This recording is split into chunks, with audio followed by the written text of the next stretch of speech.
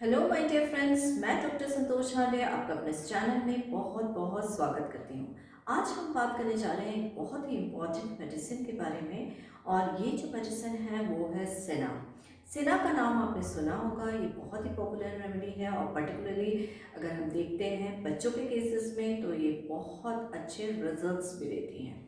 और इसकी जो कंप्लेंट्स होती हैं वो अक्सर बच्चों में पाई जाती हैं। तो चलिए बात करते हैं सेना के बारे में। यदि आप इस चैनल में नए हैं तो इसे सब्सक्राइब कर लीजिए और इस वीडियो को शुरू से आखिर तक ज़रूर से देखिए, क्योंकि इसमें मैं बहुत ही इम्पोर्टेंट इन्फॉर्मेशन आपसे शेयर करने जा रही हूँ।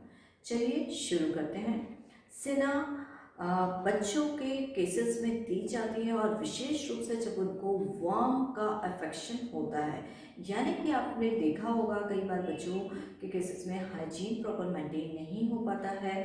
वो नीचे क्रॉलिंग करते हुए चलते हैं, कोई भी चीज़ पकड़ के मुंह में डाल लेते हैं और इसका रिजल्ट होता है वर्म इन्फेस्टेशन, यानी कि कीड़े होना। तो पेट में कीड़े होना और उसके कारण से जो विभिन्न प्रकार के एलिमेंट्स या ट्रबल्स जनरेट होते हैं तो उसमें सेना का यूज़ किया जाता है। तो ये जो सेना है इसको हम सिस्टमैटिक तरीके से पढ़ लेते हैं। तो सबसे पहले मैं आपको बताया जैसे कि मैंने ये एक वर्म रेमेडी है। और ये जो वर्म्स होते हैं वो किस प्रकार के होते हैं? ये वर्म्स बेसिकली होते हैं एस्केरिस लुब्रिक्वाइटस या राउंड वर्म। तो ये इंटेस्टाइन में पलते हैं और ये जो बच्चे का न्यूट्रिशन है वो पूरी तरीके से ले लेते हैं और उसके कारण से ही इसमें विभिन्न प्रकार के सिम्टम्स डेवलप होते हैं। और ये जो सिम्टम्स होते हैं ये मेंटल लेवल पे भी होते हैं और फिजिकल लेवल पे भी होते हैं। तो इसका जो दूसरा सिम्टम होता है जो वर्म इन्फेस्टेशन के कारण ही डेवलप होता है और वो होता है कैनाइन हंगर। कैनाइन हंगर यानी कि उसको बहुत ही ज़्यादा भूख लगती है। सपोज आपने बच्चे को खाना दिया और खाना देने के तुरंत बाद में जब उसने खा लिया उसके बाद उसे फिर से हंगर लगती है, यानी भूख लगती है। और ये खाना नहीं मिलने पे उसमें जो सिम्टम आता है वो क्राइंग या वीपिंग, ये सिम्टम आता है। तो ये वाला जो है ये सारे आपस में इंटररिलेटेड है कि बच्चे का जो न्यूट्रिशन है, फूड है, वो वर्म ने ले लिया और उसकी वजह से उसको बहुत भूख लग रही है। और वो भूख जब लगती है तो बच्चा जो है वो क्राई करता है। तो इरिटेबिलिटी भी इसमें एक फीचर के रूप में रिफ्लेक्ट होती है। तो ये भी इसका एक बहुत ही ज़्यादा इम्पॉर्टेंट सिम्टम है।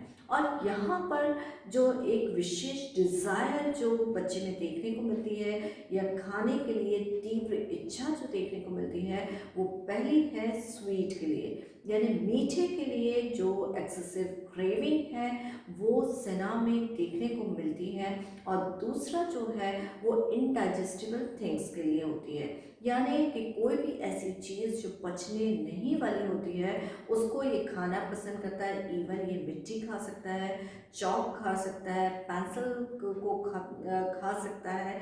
तो इस तरह की कोई भी जो इनडाइजेस्टिबल थिंग है उसके लिए तीव्र इच्छा होना ये भी सेना का एक बहुत ही इम्पॉर्टेंट सिम्टम है। डिज़ायर फॉर इनडाइजेस्टिबल थिंग ये हमें और भी मेडिसिन में देखने को मिलती है, जैसे कि कैलकेरिया कार्ब में या नाइट्रिक एसिड में। लेकिन कैलकेरिया कार्ब में जो डिज़ायर है वो सॉफ्ट बॉइल्ड एग्स के लिए भी होती है और नाइट्रिक एसिड में वो फैट और सॉल्ट की भी एक्सेसिव डिज़ायर होती है। लेकिन इस मेडिसिन में the combination the sweet and indigestible things के लिए डिज़ायर होना इस सेना का एक बहुत ही इम्पॉर्टेंट सिम्टम है। चलिए देखते हैं इसका तीसरा इम्पॉर्टेंट फीचर, फेस। तो फेस का जो अपीयरेंस होता है वो बहुत ही इम्पॉर्टेंट है।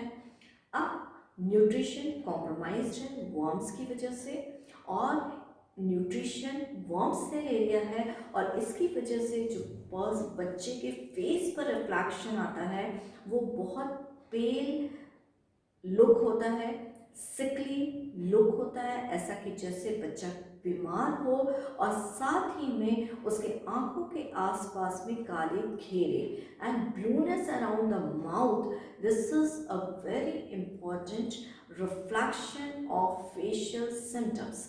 तो यहाँ पर बच्चे का जो लुक होगा वो सिक लुक होगा, बीमार टाइप का लुक होगा।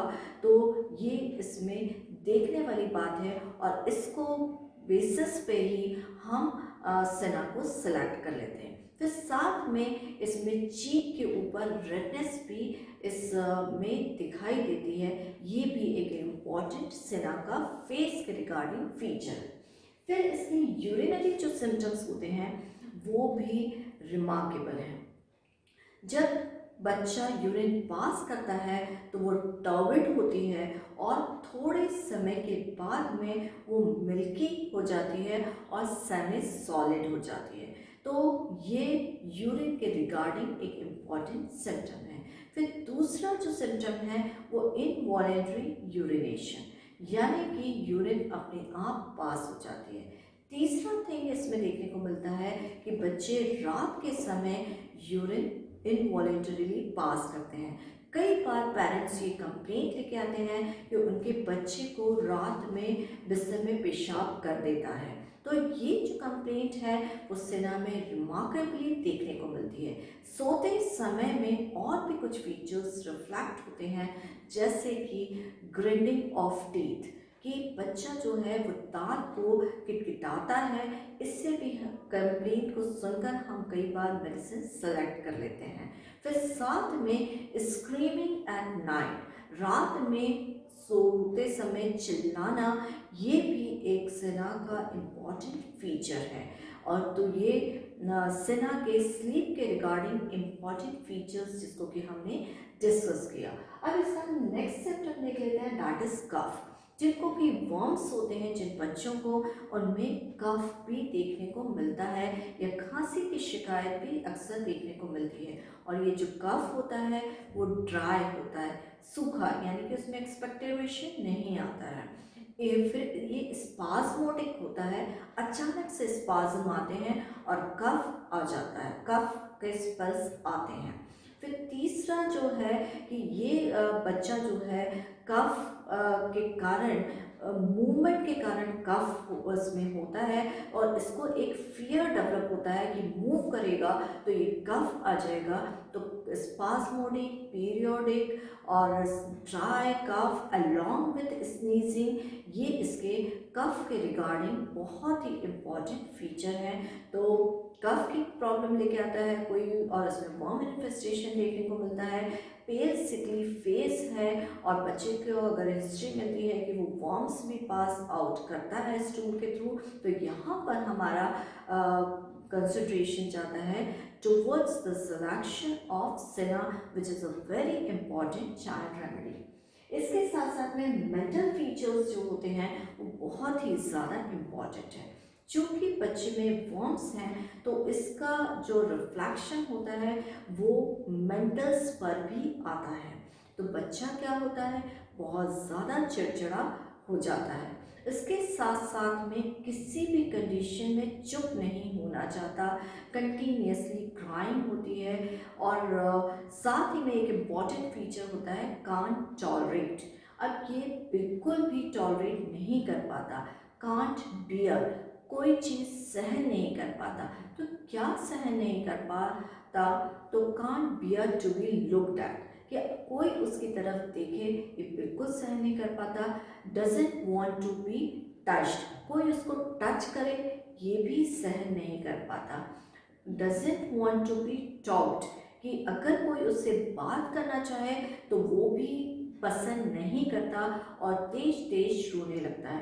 तो ये जो फीचर्स हैं ये हमें और भी मेडिसिन में देखने को मिलते हैं। जो वेरी कॉम्पिटिटिव रेमेडी है सिना के वो है कैमोमिला। तो कैमोमिला में भी ये फीचर्स देखने को मिलते हैं। एंटिमक्रूड है, एंटिमटार्ट है, ब्राइनिया है, स्टेफाइसिक्रिया है, ये सारी की सारी मेडिसिन जो होती हैं वो कंपैरेटिव मेडिसिन है। इसके साथ साथ में ये इसमें और कैमोमिला में कंपैरिजन किया जाता है। दोनों ही बहुत ज़्यादा इरिटेबल मेडिसिन है, दोनों में भी can't bear to be looked at, to be talked, to be touched, ये सारे फीचर्स मिलते हैं। लेकिन एक पॉइंट पे डिफ्रेंशिएट कर सकते हैं, और वो जो पॉइंट है कि सिना जो बेबी है या सेना का जो बच्चा है उसको किसी भी कंडीशन में आराम नहीं मिलता, कैरिंग से भी रिलीफ नहीं मिलता।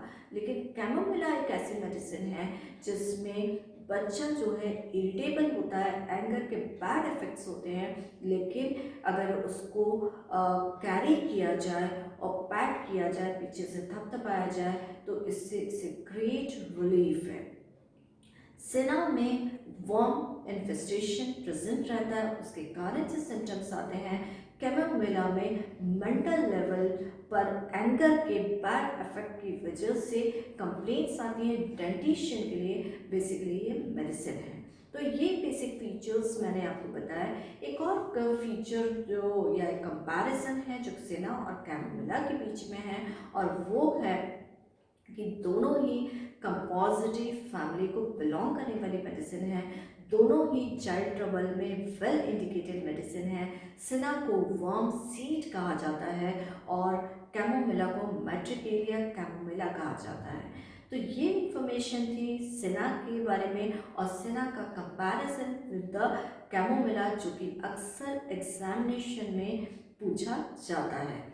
तो आई होप ये इन्फॉर्मेशन आपको पसंद आई होगी, और यदि ये पसंद आई है तो प्लीज़ इसे लाइक करिए, शेयर करिए, मेरे चैनल को सब्सक्राइब करिए। कमेंट बॉक्स में जाकर ज़रूर से बताइए कि आपको क्या कैसी लगी ये जानकारी। अगर आपका कोई क्वेश्चन है तो आप बिल्कुल मुझसे पूछ सकते हैं। Thank you.